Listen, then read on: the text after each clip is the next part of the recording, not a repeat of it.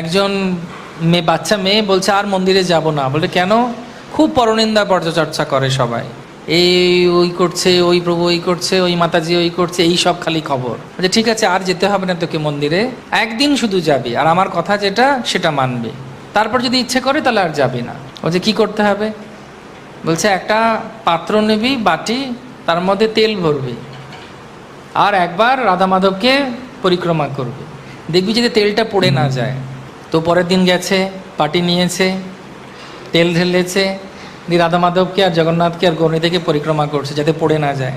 তখন বাবা বলছে আজকে তেল পড়ে যায়নি তো? বলছে না। আজকে কে কি বলছিল মন্দিরে, কে পরনিন্দা পরচর্চা করছিল?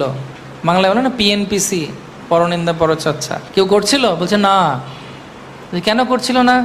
বলছে না করছিল, আমি হয়তো শুনতে পাইনি। বলে কেন? মনটা তেলের ওপর ছিল। হরে কৃষ্ণ।